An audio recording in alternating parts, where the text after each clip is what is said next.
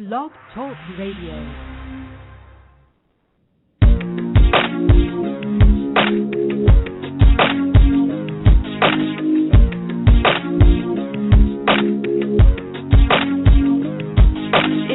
About grace, forget blaming race. Are you ready to trace how your DNA was laced? You see what sense it makes when you understand a snake was a being with no soul. Procreating was his goal, yet the serpent had a plan to pollute God's man. Don't say he can't do it. The book of Job can prove it. Can't understand the truth, it became the evil root. Now we see the ancient death, and the rest of us got that. You see the DNA got cheated, and the whole world's related. Where the good seed has grown, it hasn't grown around. You see the serpent had a seed, and he did an empty deed, and he did it with no even. Yes, you surely did conceive, and out came Cain, who the Lord God disdained. Ain't it a shame? The seed, it still remains. Yeah, it's hard to believe, but if you have eyes to see, and we know it's hard to hear, but once you lend us your ear, the words are written down, and we know the seed's around, and your DNA's the G, and now you know the mystery. You think about the family the Bible talks about. Now listen to these verses and learn what it's about. The women of the family that God cared about couldn't have any children without his help, no doubt. They were barren, you see, not 1, 2, or 3, but all 4 and more, and that's for sure. All these women from the tribes had no children in their lives, and here they are by name. Now listen to the same. We got Sarah and Rebecca, Rachel, Leah to boot, and none of these women could bear any fruit. And new seeds in town to bring that devil down. God did it with blood, not just mud. The name Adam in Hebrew, it's a root word for blood. It means many things, just one means mud. But the Bible has layers, just like wheat and tares, and we're letting you into the original sin. You see the serpent had a seed, and he did an empty deed, and he did it with no even. Yes, you surely did conceive, and out came Cain, who the Lord God disdained. Ain't it a shame? The seed, it still remains. Yeah, it's hard to believe, but if you have eyes to see, and we know it's hard to hear, but once you lend us your ear, the words are written down, and we know the seed's around, and your DNA's the G, and now you know the mystery. So now you know the truth, that's the devil's type of fruit, with not the kind for eating, but the fruit for bequeathing. So when Eve was beguiled, she got pregnant and defiled. The new way of life was to work and live in strife. Now the entire human race was headed for disgrace, but the Lord had a plan, he had a son made into man. And that's who we are from a distant planet star, making right what was wrong and to teach it through the song. We are mostly mixed and mingled, not just one group is single. The human race has been infected and it can be detected. It's not the color of your skin or the nation you live in. It's all about the choice. His sheep will know his voice. You see the serpent had a seed, and he did an empty deed, and he did it with no even. Yes, you surely did conceive, and out came Cain, who the Lord God disdained. Ain't it a shame? The seed, it still remains. Yeah, it's hard to believe, but if you have eyes to see, and we know it's hard to hear, but once you lend us your ear, the words are written down, and we know the seed's around, and your DNA's the G, and now you know the mystery. You see the serpent had a seed, and he did an empty deed, and he did it with no even. Yes, you surely did conceive, and out came Cain, who the Lord God disdained. Ain't it a shame? The seed, it still remains. Yeah, it's hard to believe, but if you have eyes to see, and we know it's hard to hear, but once you lend us your ear, the words are written down, and we know the seed's around, and your DNA is the G, and now you know the. Welcome, friends, readers, listeners, viewers, wherever you're tuning in from, whichever part of the world. I hope that you are finding your day blessed and you're of good health and well-being and under the grace and the protection of the Father and the Son, and that you are every day seeking truth and making the kingdom a priority for your lives so that you can be counted among the elect and the righteous and the wise virgins and have part in the blessings of the promise, eternal life and salvation and all the things that are connected to and correspond with being part of the wheat, the sheep, and those that follow and are the disciples of Christ.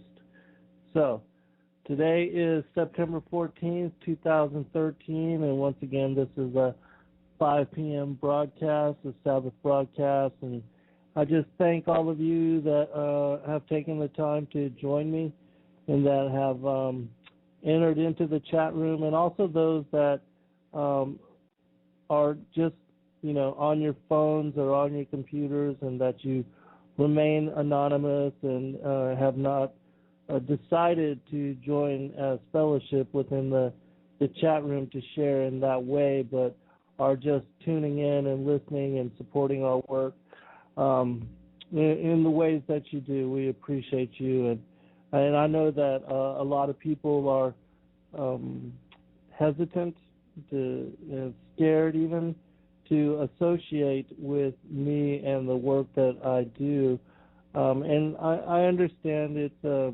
nothing that I take offense in. I know that the topics that I cover and a lot of things that I speak about are very difficult things to accept for those specifically that have not begun their search, that have not looked into the truth of the gospel, and that are a little behind as far as opening themselves to new possibility. But at least you are seeking, because so much of the world remains in ignorance and in darkness, and there's so much to learn and so much to come to discernment on, so much to just wonder about and to ponder upon. It's going to be difficult for those that haven't begun their homework, haven't begun to start looking into and to care nothing about issues or concerns of which we think are very important, to catch up. And the Word, the Bible, and also the prophecies speak about how there will be peace and there will be comfort and joy, and the world will be, as in the days of Noah. There will be weddings, they'll be getting married and going about their business, doing their work, and having parties and all those kind of things, as if there's nothing wrong with the world and there's nothing to be concerned with as far as judgment or the wrath of God being poured out. And just like in Noah's day, when he entered into the ark, and then the skies were open and the floodgates were loosed, and then the world was consumed by water. Peace comes sudden destruction, and that's where we are. We're in a time of pause, a place of blessing, just like with the before the flood of Noah's day, during the lifetime of Methuselah, the Father had given to the world a time of respite, a time of sabbatical where people could sojourn and do the things that they wanted to do with their time and their focus. But then after Methuselah died, and it was 7 days after his death that the skies were open, and then the floods came, and all the creatures of the earth and the offspring of the fallen angels, for their sin and their wickedness and for the corruption of the earth and for the things that they did while they still yet had time,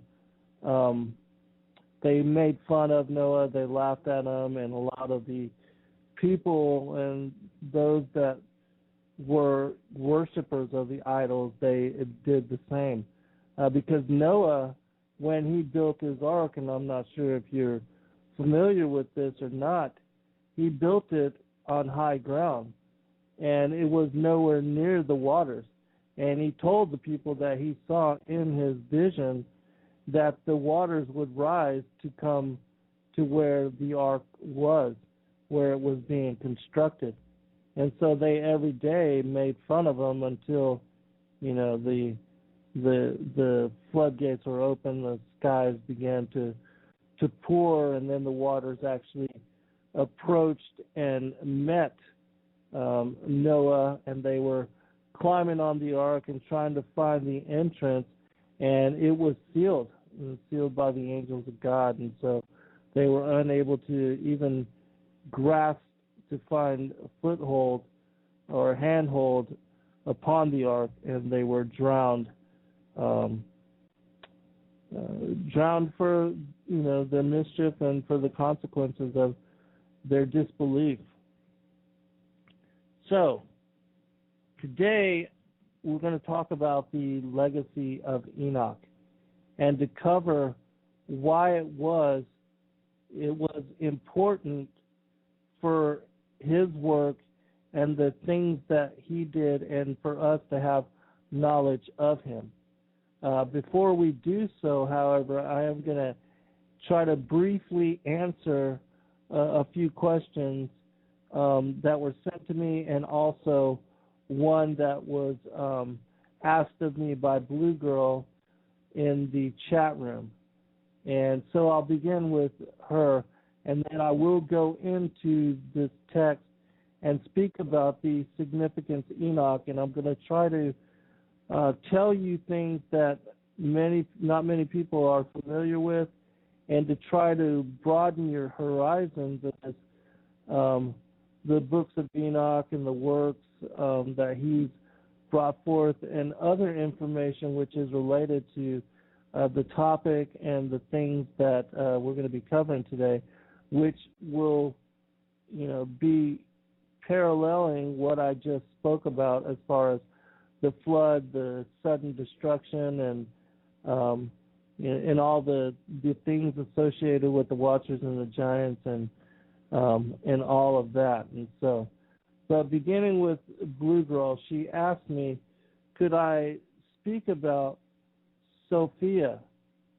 And for those that don't know who Sophia is, just a little bit of background. This comes from the Gnostic text, and specifically the Nag Hammadi codices, which were found in 1946 and which are thousands of years old and go back to the time before Christ was walking upon the earth, and even after.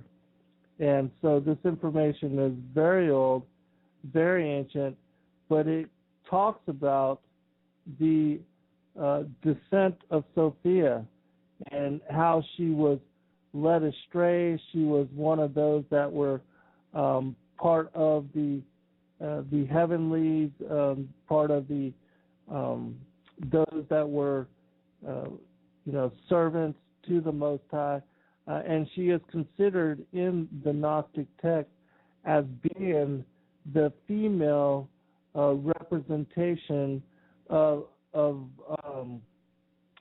sort of like the consort of Christ, like the feminine aspect of Christ. And it also speaks about how when Sophia fell, that she became the veil between what was the invisible and the visible world, the imperishable and the perishable, and that she was what is referenced as the sixth heaven, because it was the sixth heaven which was the boundary between the angels of the Most High and those that were of the celestial and the upper heavens, and that served the morning star administration as far as serving the Father and the Son. And she was the veil. She was the what is cited as the crack between the worlds, meaning the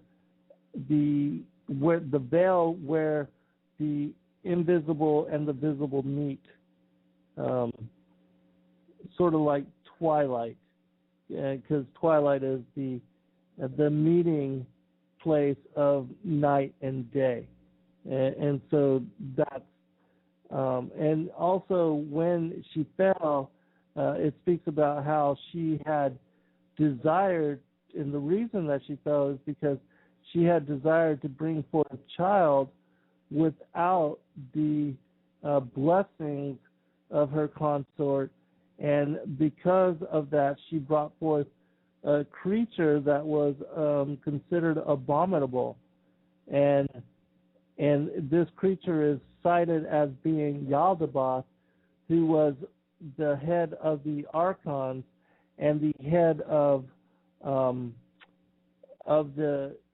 fallen angels, and he's also the head of the seraphim angels, and it's the same person that we know as Satan, the adversary, Lucifer, the fallen one. And I speak about all of this in my 6th book and reference all the texts to help people to understand who Yaldabaoth was, because a lot of people, and these are even the so-called Gnostic experts, they consider Yaldabaoth to be who we worship as the Father, Yahweh or Yahuwah. And many people teach that. And so a lot of people stay away from the Gnostic texts, won't even read into them, won't study them in any way for themselves. And many pastors, ministers, and so-called church authorities tell their flocks and the masses that follow them to avoid them as if they were the plague. And so these texts, even though they're very important in my opinion, and that they help us to enlighten and understand better even the books of Enoch, because the Nag Hammadi codices and what are called the Gnostic texts speak about the archons in high degree and detail, who they were and how they fell, more so than most of the texts that you can find, even the extra biblical, extra canonical texts that are out there, because so many of them are fragmented, and many of them don't give detail in the way that the different scriptures and codices of the Nag Hammadi works do. And so, and I know that a lot of people don't understand them and are easily confused when they begin to do research on them. But if you would, and of course I'm not trying to sell books in any way, I just want you to understand what it is you're studying and looking into.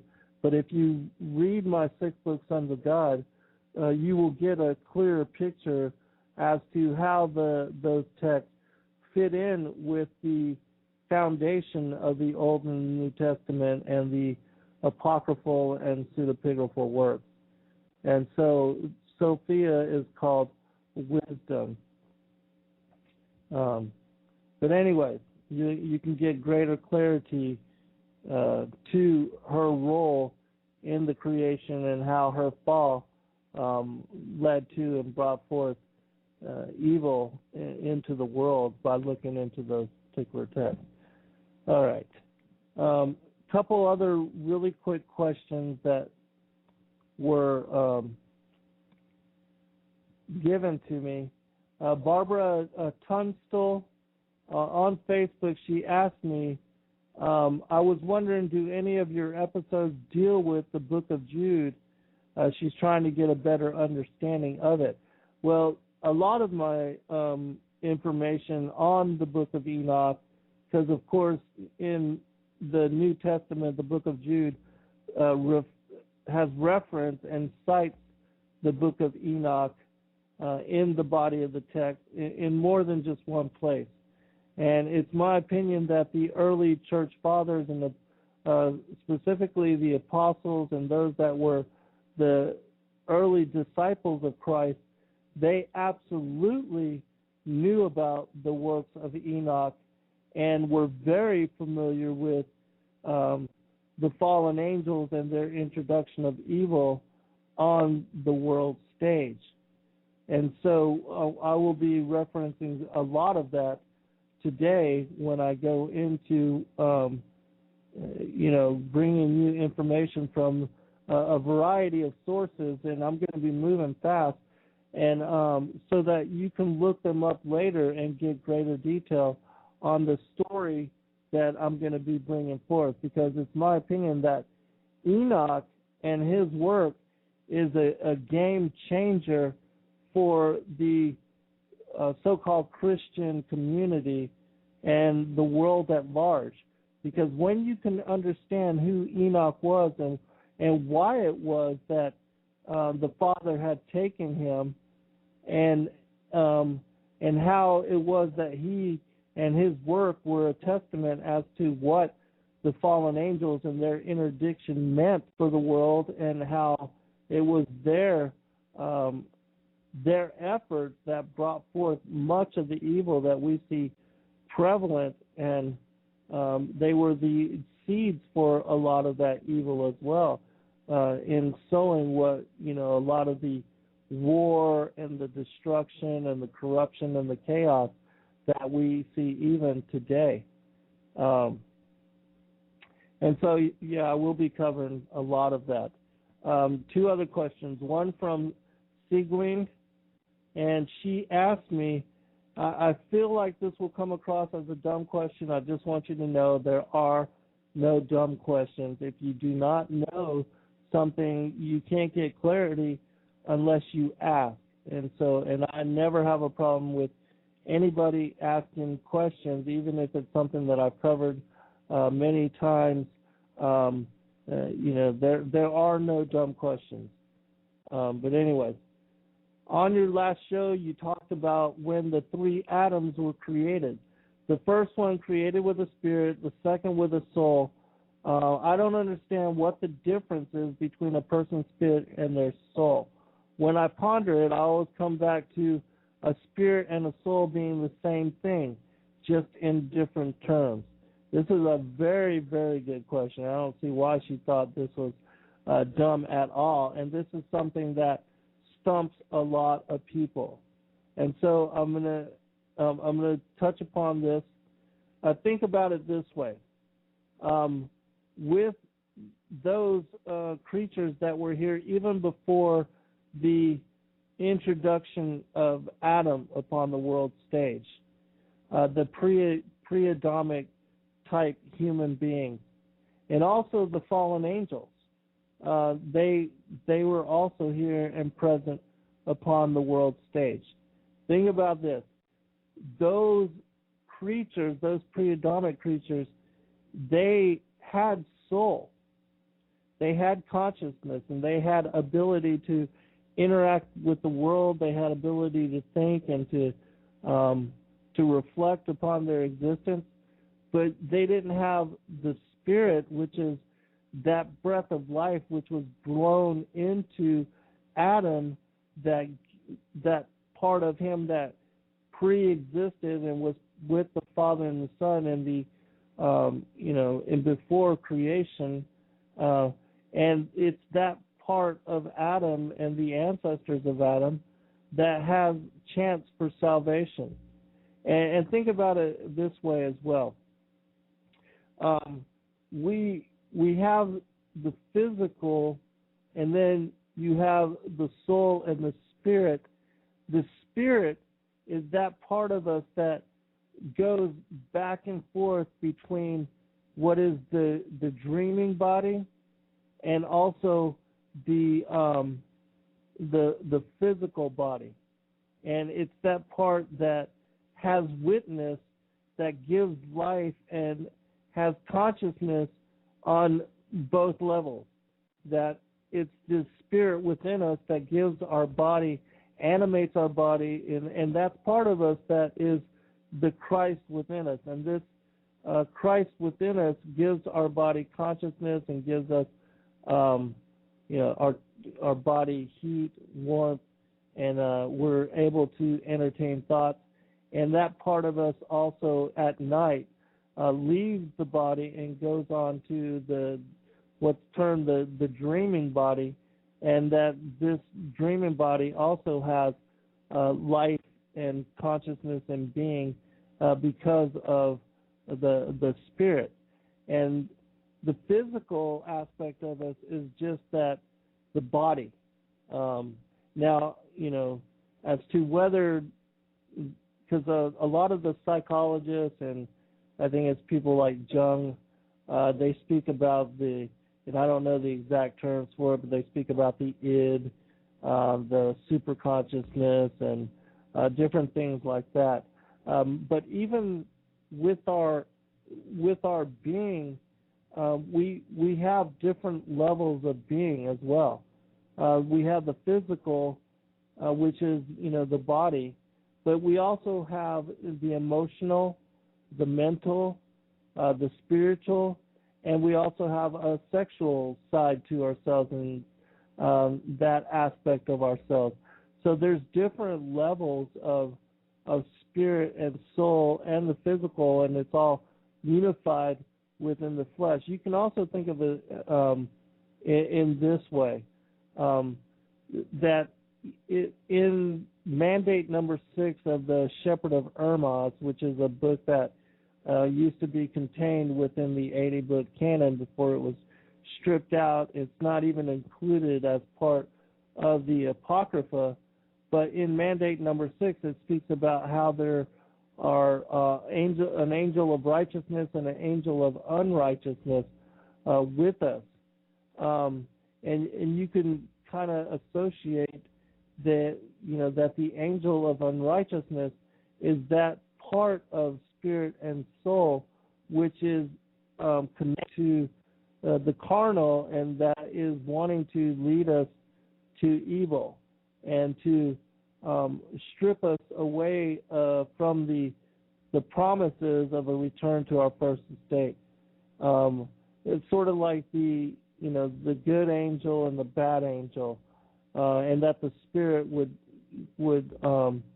be connected to the good side, and the soul kind of connected to the bad side, and that it like when Daniel saw the Watcher and the Holy One, the Watcher is connected to the bad side, and the angel connected to the good side, and so that's how I see the division of the physical, the soul, and the spirit.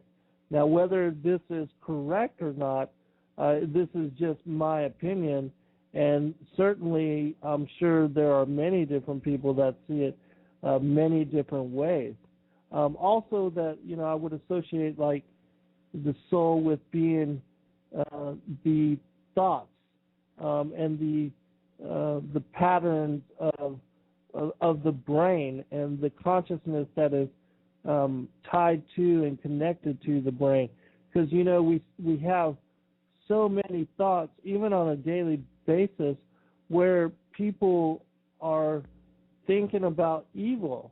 On all of us, we have this angel of righteousness and angel of unrighteousness within us, and we have this dilemma, this duality of good and evil within us, and the brain sometimes gives us these evil thoughts, which, if we identify with that aspect of soul, or that aspect of those thoughts, then we could be led to identify with ourselves as being with evil, and as being evil, when in truth we have this dilemma within each one of us, and every day we are led into committing acts of good or evil, depending on how it is that you choose to hold your mannerisms, and how it is that you choose to correspond your thoughts with your behaviors. And so myself, even though all of us, have evil thoughts, I don't identify with that, and I certainly don't act upon them.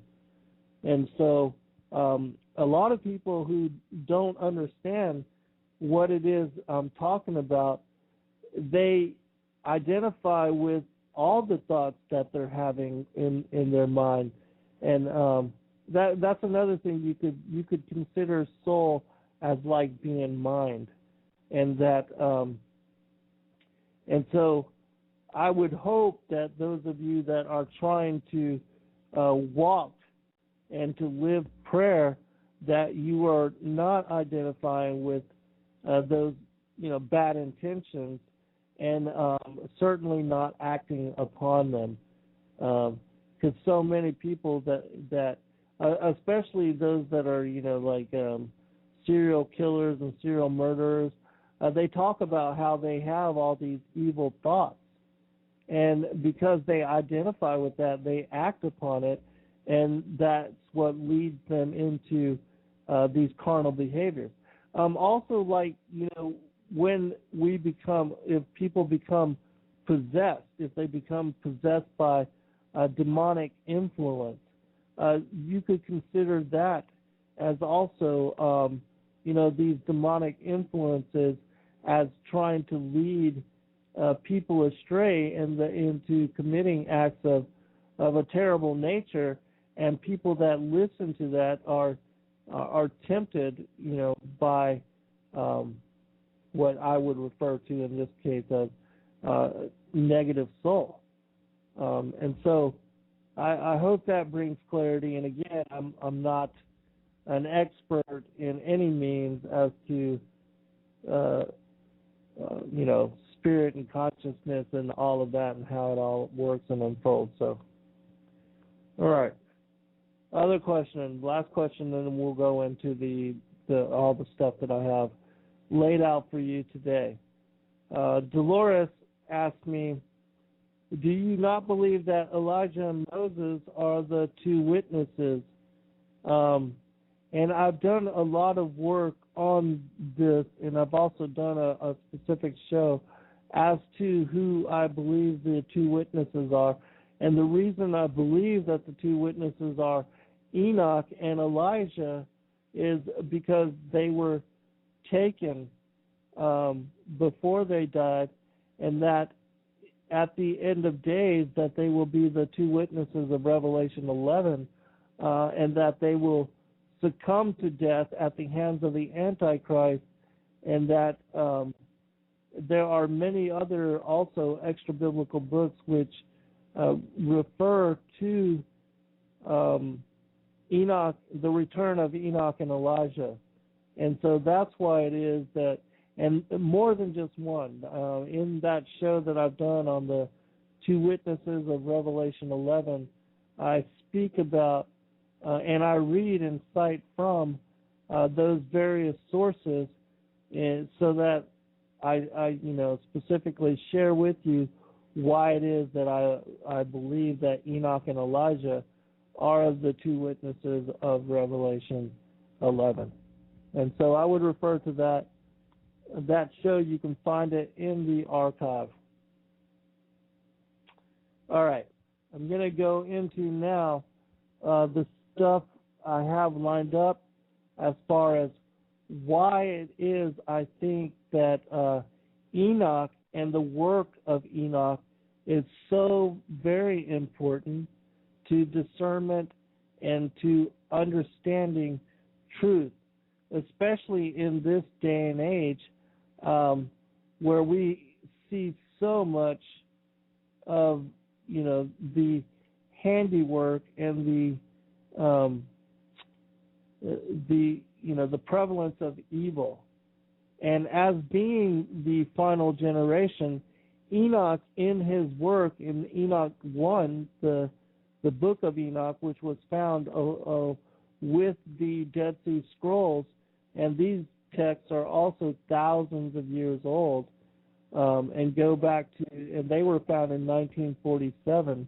But the Dead Sea Scrolls confirm the work of Enoch, which there was, I forget his exact name, but a guy that went down into Ethiopia and brought back 3 translations of the Book of Enoch, which are part of the canon of the Ethiopian Bible. And he brought these 3 copies back, gave one to the scholars in England, another to the one of the bigger libraries in France, and he kept one for himself. But he, and from there these texts were translated because they had largely been lost and stripped away, and there was only at that time in existence fragments of the Book of Enoch, and so the wisdom and the knowledge had been lost. And let me go ahead and speak as to why I believe that the wisdom and the works of Enoch had become lost. It's my opinion, again, that the powers that be, that they assisted in the fragmentation, the destruction, and how Enoch became a lost and forgotten text, and that there's just too much truth contained within the various works of Enoch, specifically related to the fallen angels, to their children as being the giants, the men, and also to how those forces are connected to the seed of the serpent. And so it's my opinion that for those three reasons, the Book of Enoch was eradicated and destroyed and hidden for so long until the Father wanted this information to come again to light. And so in the late 1800s, that's exactly what happened. The Book of Enoch was again brought to the attention of the world. And in 1947, when they were discovered as part of the Dead Sea Scrolls, that they were given even that much more credibility, and it reinforced the information that was released prior, so that the world would have to contend with the knowledge, the wisdom, and the insight of the Book of Enoch.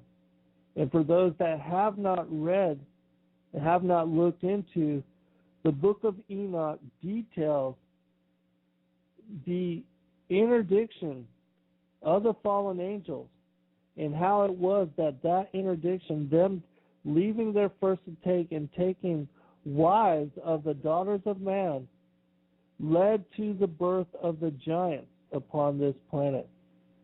And how it was that the giants established the pagan and the false idolic religions worldwide because they were worshipers of their fathers.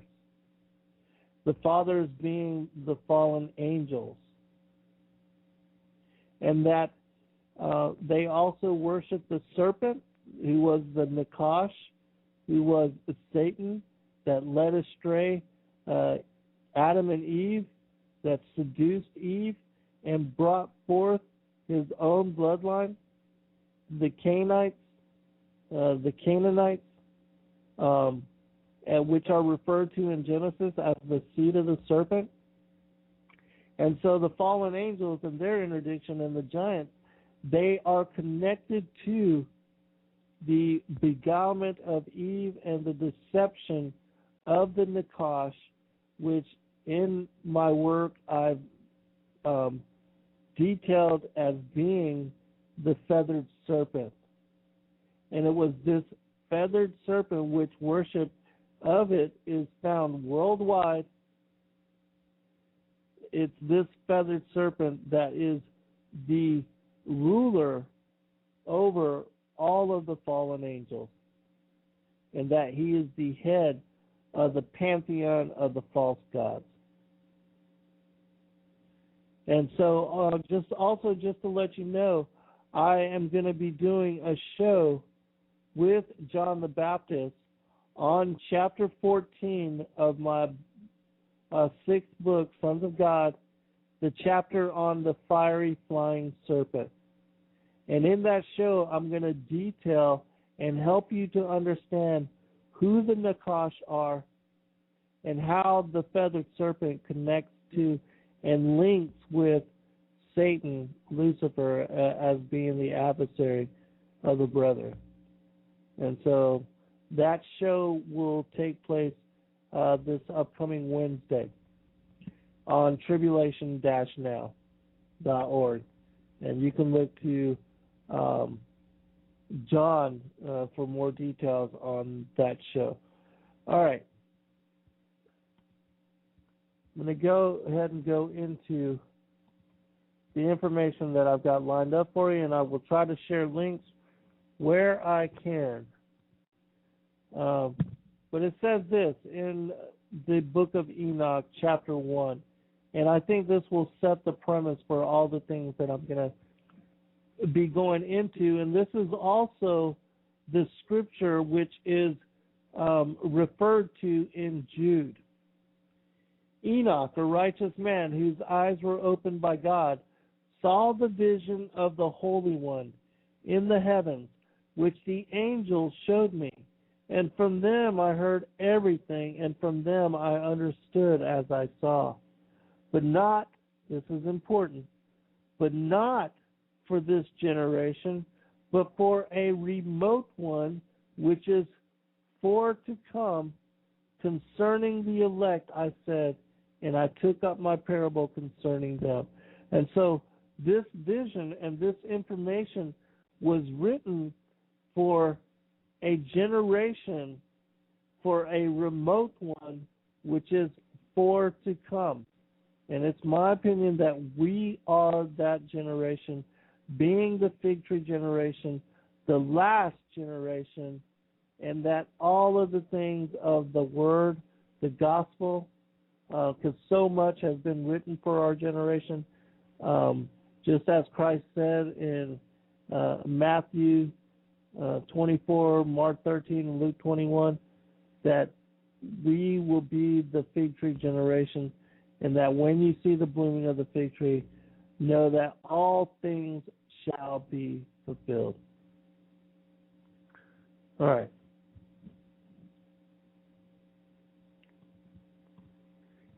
Concerning the elect, I said and took up oath concerning them, the holy great one will come forth from his dwelling, and the eternal God will tread upon the earth, even on Mount Sinai, and appear from his camp, and appear in the strength of his might, from the heaven of heavens. And all shall be smitten with fear, and the watchers shall quake, and great fear and trembling shall seize them unto the ends of the earth. And the high mountains shall be shaken, and the high hills shall be made low, and shall melt like wax before the flame. And the earth shall be wholly rent in thunder, and all that is upon the earth shall perish, and there shall be a judgment upon all men. But with the righteous he will make peace, and will protect the elect, and mercy shall be upon them, and they shall all belong to God, and they shall be prospered, and they shall be blessed, and he will help them all, and light shall appear unto them, and he will make peace with them. And behold, he cometh with 10,000s of his holy ones to execute judgment upon all, and to destroy all the ungodly, and to convict all flesh of all the works of their ungodliness, which they have ungodly committed, and of all the hard things which ungodly sinners have spoken against them.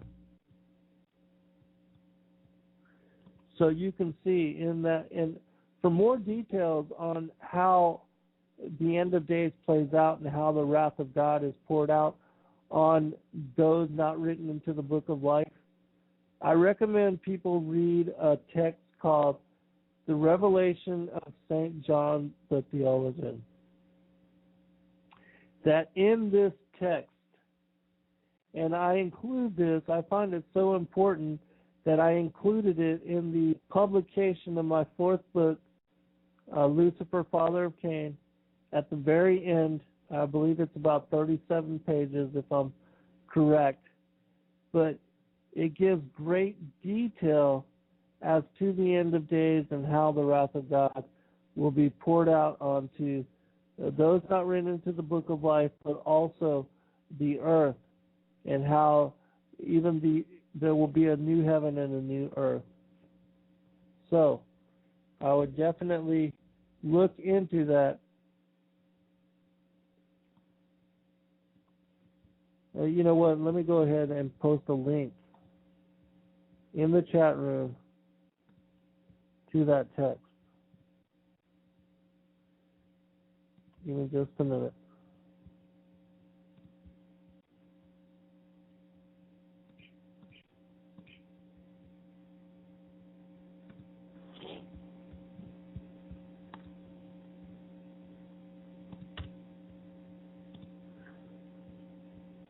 For those that have access to the chat room, read this when you get a chance. Incredible piece of work, incredible text. You can look it up online, keyword search it. The Revelation of St. John the Theologian. All right, continuing.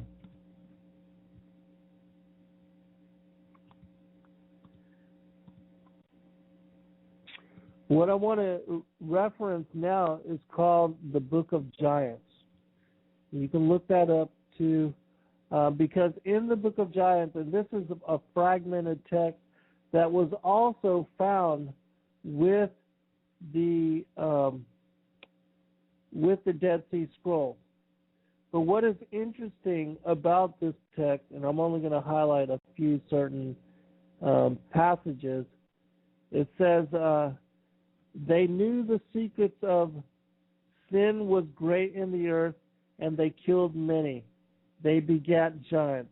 Again, this is fragmented, so when you look at it, you'll understand what I'm saying. Everything that the earth produced, the great fish, the sky with all that grew, fruit of the earth and all kinds of grain and all the trees, beasts and reptiles, all creeping things of the earth, and they observed all. Every harsh deed and utterance, male and female, and among humans. It speaks about how they corrupted, how the fallen angels and the giants corrupted everything. They begot giants and monsters. They begot, and behold, all the earth was corrupted. But what I want to specifically reference is the dreams that a couple of giants named Mawe and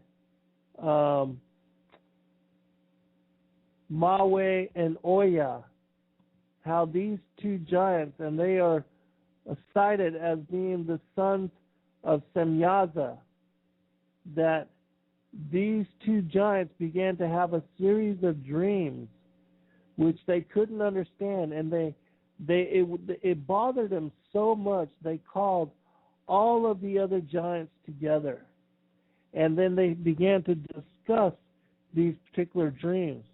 And this is found in the fragmented text of the Book of Giants. But just a couple passages. It is not for us, but for Azazel, for he did. The children of angels are the giants, and they would not let all their loved ones be neglected. Going down to a different part of the text, what is also interesting about this specific, the Book of the Giants, is that it references Gilgamesh as being one of the giants. And for those of you that are familiar with the Sumerian text, Gilgamesh is cited as being part human and part angelic, and that he was afraid to die, and he thought because he was part angelic, he'd have he should have part in being immortal, and that he should not have to die. And so he went on a long quest to find the secret of immortality. And that is one of the most read and widely known of the Sumerian texts and stories. And so it's interesting to me that here in one of the older Hebraic, because I believe these texts were written in Aramaic, if I'm correct, but in the Dead Sea Scrolls, Gilgamesh is cited as being one of the giants, and that the dreams that these giants have is about the flood that is coming and about how they're going to be destroyed. And so in their series of discussions, they talk about how somebody should go and speak to Enoch. In the end of the text, it says this: "Thereupon all the giants and monsters grew afraid and called Maweh. He came to them, and the giants pleaded with him and sent him to Enoch, the noted scribe." And so here the giants, out of their care, they're going to go and visit Enoch and ask him to interpret the dreams that they've had. And so Enoch does just that. And then he sends a tablet of reply back to them and tells them how they're going to be destroyed, how they're going to be wiped out, and how they, even though the judgment has been laid upon them, how they should still repent and cry out to the Lord for forgiveness, of which they, because of their evil and because of their haughtiness and pride, they cannot bring themselves to do. And it doesn't matter, because of the great destruction they brought upon the earth, the Father would not forget anyways. And so if you have chance, read the Book of Giants. It's a very short text. You'll be able to read through it quickly. Now, I'm going to go into some of the other texts which are hidden, which also detail and bring to light why it was that Enoch was translated by God, and also why it was that his life and his work is important for us as being that generation that he was writing to. This is from chapter 12, I believe, of the Book of Jubilees. It says this: "Before all these things Enoch was concealed, nor did any one of the sons of men know where he was concealed, where he had been, and what had happened. He was wholly engaged with the holy ones and the watchers in his days. I, Enoch, was blessing the great Lord and King of peace, and behold, the watchers called me Enoch the scribe. Then the Lord said to me, Enoch, scribe of righteousness, go tell the watchers of heaven." See, this is given detail to the Book of Giants, what I just read to you. "Go tell the watchers of heaven who have deserted the lofty sky and their holy everlasting station, who have been polluted with women, and have done as the sons of men do by taking to themselves wives, and who have been greatly corrupted on the earth, that on the earth they shall never obtain peace and remission of sin, for they shall not rejoice in their offspring. They shall behold the slaughter of their beloved, and shall lament for the destruction of their sons, and shall petition forever, but shall not obtain mercy and peace." And so Enoch is told by the Most High, by the Father, that even though the watchers have come to you and asked to interpret their dreams and asked you to beg for forgiveness for them, they will not receive repentance and they will be destroyed, and that their mighty children whom they took pride in, they shall be destroyed also off of the face of the earth.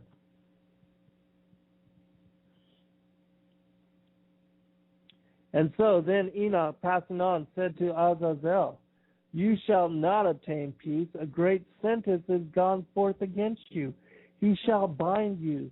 Neither shall relief, mercy, and supplication be yours, on account of the oppression which you have taught, and on account of every act of blasphemy, tyranny, and sin which you have discovered to the of men. Then, departing from him, I spoke to them all together. They all became terrified and trembled, beseeching me to write for them a memorial of supplication, that they might obtain forgiveness, and that I might make the memorial of their prayer ascend up before the God of heaven, because they could not themselves thenceforth address him, nor raise up their eyes to heaven on account of the disgraceful offense for which they were judged. So the Father brought such sentence upon them that they could not even pray to him any further. Then I wrote a memorial of their prayer and supplication for the spirits, for everything which they had done, and for the subject of their entreaty, that they might obtain remission and rest. Proceeding on, I continued over the waters of Dodoma, which is on the right of the west of Armad, reading the memorial of their prayer until I fell asleep. And so after Enoch does this, he is given a dream. Behold, a dream came to me, and visions appeared above me. I fell down and saw a vision of punishment, that I might relate it to the sons of heaven and reprove them. When I awoke, I went to them. All being collected together stood weeping in Abel-Sayal, which is situated between Libanos and Senethir, with their faces veiled. I related in their presence all the visions which I had seen in my dream, and began to utter these words of righteousness, reproving the watchers of heaven. All right, I'm going to skip just a little bit. But basically, Enoch told them, you're not going to get forgiveness, and all of you giants are going to be destroyed and wiped out. It was basically the same dream that the Oya and Mawe in the Book of Giants, they were given this series of dreams. And so the Father of Heaven, the Most High, Yahuwah, gave Enoch a dream to verify their dreams, letting them know they were about to be destroyed. This is from chapter 5. We're going to move into what was the flood of Noah's day. And I'm asked, many people ask me about Noah and his wife, and how the seed of the serpent made it through the I'm going to read, this is from the book of Jasher, chapter 5. Let me put a link.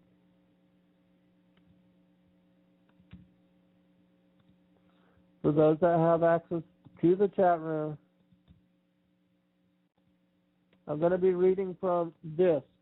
It's called the Book of Jasher, and it's also cited in the Scriptures, in the Old and the New Testament. It says this: Noah, the son of Lamech, refrained from taking a wife in those days to beget children, for he said, surely now God will destroy the earth. Wherefore then shall I beget children? And Noah was a just man. He was perfect in his generation. And the Lord chose him to raise up seed from his seed upon the face of the earth. And the Lord said unto Noah, Take unto thee a wife, and beget children, for I have seen thee righteous before me in this generation. And thou shalt raise up seed, and thy children with thee, in the midst of the earth. And Noah went and took a wife, and he chose Naamah, the daughter of Enoch, and she was 580 years old. And Noah was 498 years old when he took Naamah for a wife. And Naamah conceived and bare a son, and he called his name Japheth, saying, God hath enlarged me in the earth. And she conceived again and bare a son. He called his name Shem, saying, God has made me a remnant to raise up seed in the midst of the earth. And Noah was 502 years old when Naamah bare Shem. And the boys grew up and went in the ways of the Lord, in all that Methuselah and Noah their father taught them. And Lamech, the father of Noah, died in those days, yet barely. He did not go with all his heart in the ways of his father. And he died in the 195th year of the life of Noah. And all the days of Lamech were 770 years, and he died. Now, I want you to notice something. In that particular passage, there's no mention as to who the father of Ham was, which is interesting to me because we know that Ham was the father of Canaan. And for those of you that don't understand what it's speaking about, in Genesis chapter 9, where it speaks about how Noah was drunk and how he was uncovered within his tent, and then his sons walked backwards because they did not want to see the nakedness of their father. For those that want to know more about this particular story, and I know I'm going to have to do a part 2 because I'm going to quickly run out of time, and there's so much I have yet to cover. But anyways, for those that don't understand this particular passage, and many people think that when Ham uncovered the nakedness of his father, that he committed a homosexual act with his father. And that was the reason why Noah cursed his son Canaan. I'm going to tell you that's wrong. According to Leviticus 18:8, when somebody uncovers the nakedness of their father, it speaks about how they are sleeping with the wife, how they have sexual intercourse with the wife. And to give you further confirmation as to how to decipher that particular passage in Genesis chapter 9, verse 20 through 27, I'm going to read something that I found in the Targums. And all information is found in my 4th book, Lucifer, Father of Caves. From the Targums, it says this: And the sons of Noah who went forth from the ark were Ham, C-H-A-M, which is what they call him, and Japheth. And Shem is the father of Canaan. So right here in this particular passage, it talks about how Shem is the father of Canaan. Now, well, let me just continue reading, then I'll explain this. These are the 3 sons of Noah, and from them were spread abroad to dwell in all the earth. And Noah began to be a man working in the earth. And Noah began to be a righteous man, and he planted a vineyard. He found a vine which the river had brought away from the Garden of Eden. He planted it in the vineyard, and it flourished in a day. And its grapes became ripe, and he pressed them out. He drank of the wine and was drunken, and made himself naked in the midst of his tent. And Shem, the father of Canaan, beheld the nakedness of his father, and showed to his brethren without. And Shem and Japheth took a mantle and bare it upon the shoulders of each, and went backward and covered the nakedness of their father. And their faces were turned back, and the nakedness of their father they did not behold. And Noah awoke from his wine and knew by the relation of a dream what had been done to him by Shem his son, who was inferior in worth on account that he had not begotten a fourth son. And he said, accursed is Canaan, who is his fourth son. So, well, let me just finish up the passage and then I'll tell you what I think. A serving servant shall he be his brethren. And he said, blessed be the Lord, the God of Shem, whose work is righteous, and therefore shall Canaan be servant unto him. The Lord shall beautify the borders of Japheth, and his sons shall be proselytes, and dwell in the schools of Shem, and Canaan shall be a servant to them.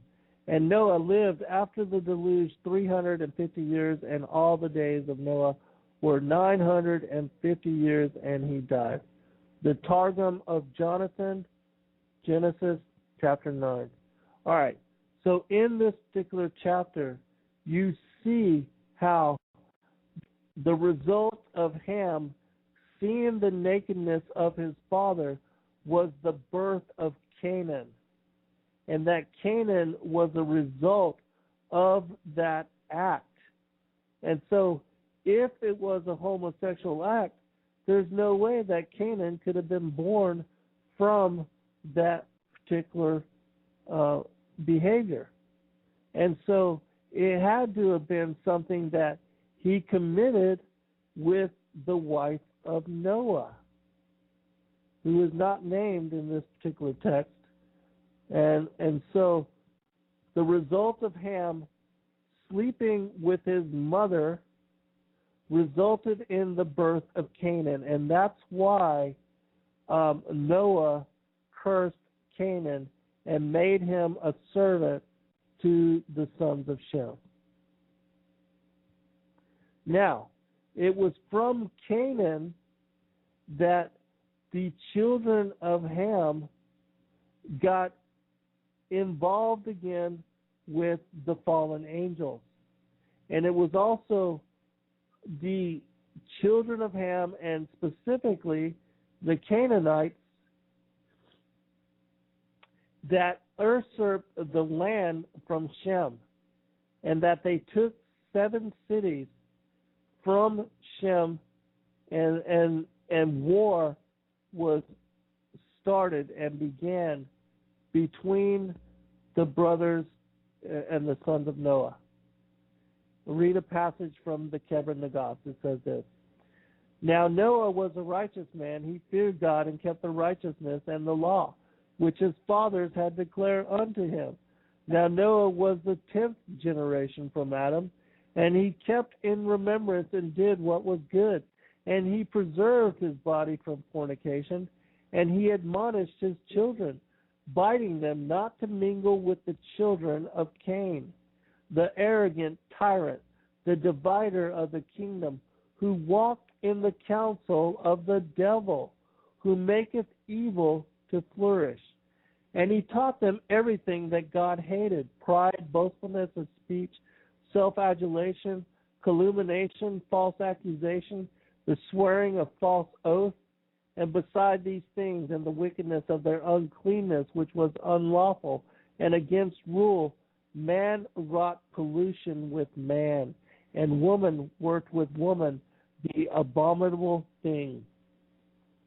And again, after the flood, the devil, our enemy, did not cease from his hostility against the children of Noah, but stirred up Canaan, the son of Ham, and he became the violent tyrant, or usurper, who rent the kingdom from the children of Shem. Now they had divided the earth among them, and Noah had made them swear by the name of his God that they would not encroach on each other's boundaries. So it was the children of Canaan and the line of Ham which got involved with the devil and the fallen angels again after the flood and began to war against their brothers. Now, I'm going to refer to something from Jubilees chapter 7.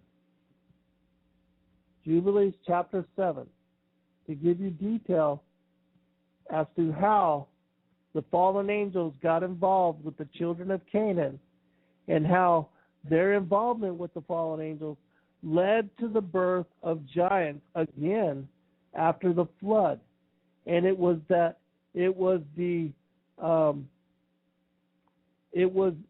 how Nimrod came to be a giant and how Nimrod came to be born of the children of Ham. Chapter 7 says this: For owing to these three things came the flood upon the earth, namely, owing to the fornication wherein the watchers against the law of their ordinances went a-whoring after the daughters of men, and took themselves wives of all which they chose. And they made the beginning of uncleanness.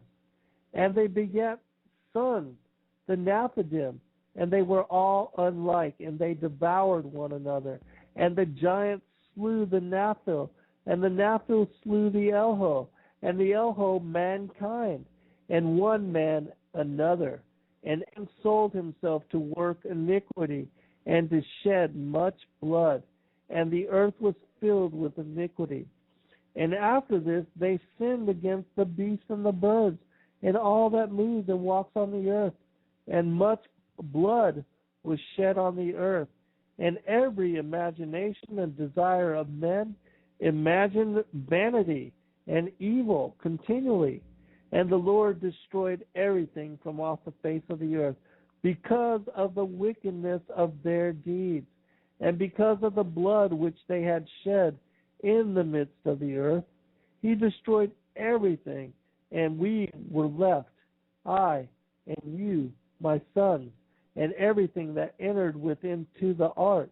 And behold, I see your works before me, that ye do not walk in righteousness. For in the path of destruction ye have begun to walk. And ye are parting one from another, and are envious one of another. And so it comes that ye are not in harmony, my sons, each with his brother.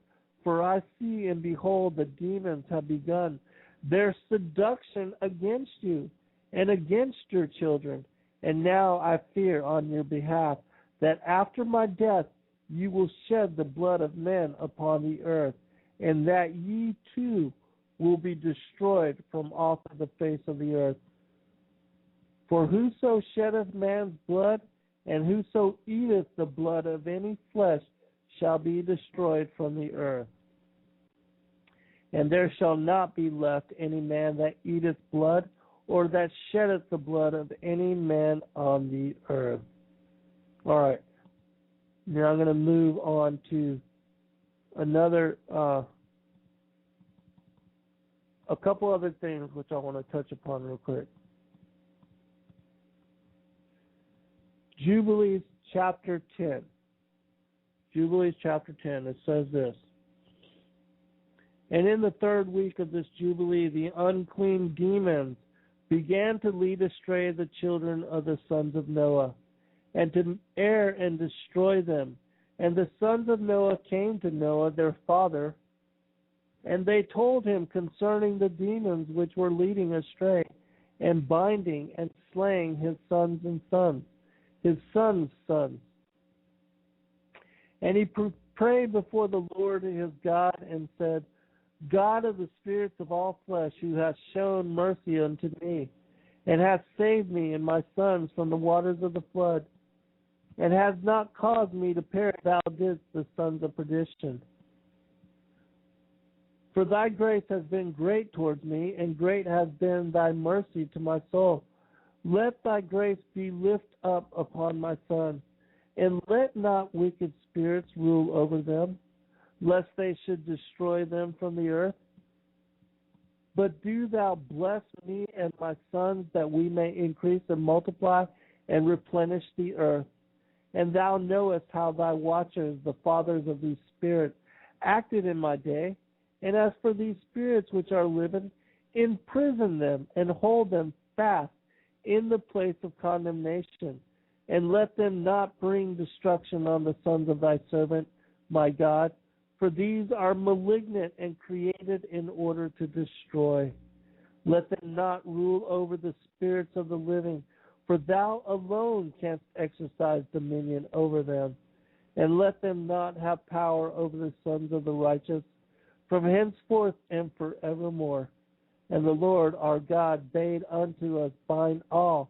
And the chief of the spirits, Mastema, came and said, Lord Creator, let some of them remain before me, and let them hearken to my voice, and do all that I shall say to them. For if some of them are not left to me, I shall not be able to execute the power of my will on the sons of men. For these are for corruption and leading astray before my judgment. For great is the wickedness of the sons of men. All right, because I want to get to one other part before the end of the show. So, in that particular passage in the scripture, Noah prays that the Father will bind up those that are the spirits of the sons of perdition. And Mastema, who's basically Satan, Baal, all the adversary of man, he prays that at least a tenth of them will be left upon the earth so that he can lead the sons of the earth astray. So, now, I want to also bring forth a little bit more information as to how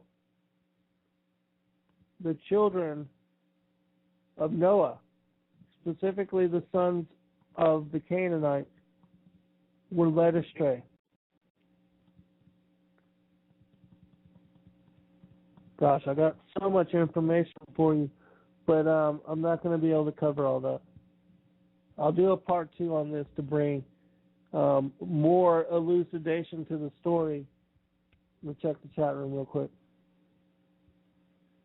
All right. And if you do have questions and it scrolls up and I miss it, just Night Watchman shows 3-hour shows from now on. If I had the voice and I could do it, I most certainly would, but I run out of voice after about 90 minutes, but I appreciate you anyways, Night Watchman. All right.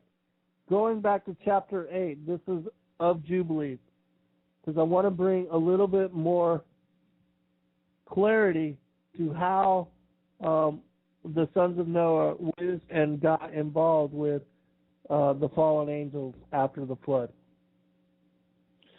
In chapter 8, in the 29th Jubilee, in the first week, in the beginning thereof, Arpachshadad took to himself a wife, and her name was Ra'usaja, the daughter of Susan, the daughter of Elam. And she bare him a son in the 3rd year in this week. And he called his name Canaan. And the son grew, and his father taught his writing. And he went to seek for himself a place where he might seize for himself a city. And he found a writing which former generations had carved on the rock. And he read what was thereon, and he transcribed it, and sinned owing to it, for it contained the teaching of the watchers, in accordance with which they used to observe the omens of the sun and the moon and the stars in all the signs of heaven.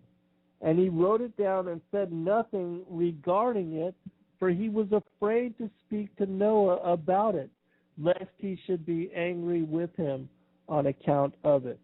And so he knew that he was sinning in transcribing this ancient writing from before the flood from the fallen watchers that Noah would be really angry with him for doing so. But he did it anyways. And so the results of him writing down this information is what led him to, just like Solomon, when he was given the ring to have power over the demons, he conjured up these spirits and got involved in relationship with them. It says this. I believe this is, well, I'll tell you after I read it. I've got it written down. And the sons of Noah began to war on each other, to take captive and to slay each other, and to shed the blood of men on the earth, and to eat blood, and to build strong cities and walls and towers. And individuals began to exalt themselves above the nation, and to found the beginnings of kingdoms, and to go to war, people against people, and nation against nation, and city against city, and all began to do evil, and to acquire arms, and to teach their sons war, and they began to capture cities, and to sell male and female slaves. And the son of Chesed, built the city of Ara of the Chaldees, and called its name after his own name and the name of his father. And they made for themselves molten images, and they began to worship, and they worshipped each the idol and the molten image which they had made for themselves, and they began to make graven images and unclean simulacra, and malignant spirits assisted and seduced them into committing transgression and uncleanness. And the prince Mastema exerted himself to do all this, and he sent forth other spirits, those which were put under his hand, to do all manner of wrong and sin, and all manner of transgression, to corrupt and destroy, and to shed blood on the earth. For this reason he called the name of Sarah, or Serug, S-E-R-U-G, for every one turned to do all manner of sin and transgression. And he grew up and dwelt in Ur of the Chaldees, near the father of his wife's mother. And he worshipped idols, and he took himself a wife in the 36th Jubilee, in the 5th week, in the 1st year thereof. And her name was Melka, the daughter of Cabra, the daughter of his father's brother.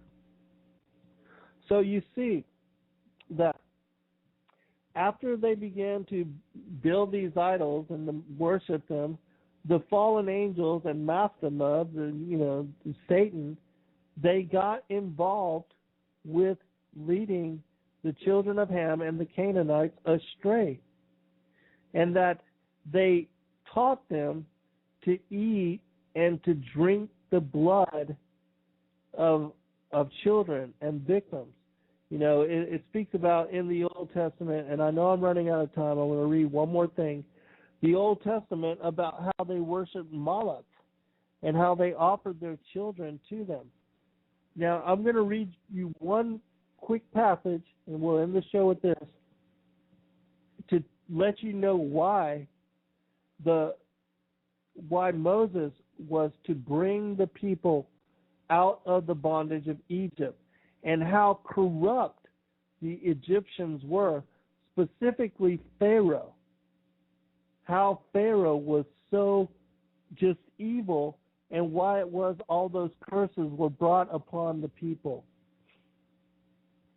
Now remember, those that worship the pagans, the idols, they are taught to slaughter victims, to eat flesh, to cannibalize flesh, and also to drink blood.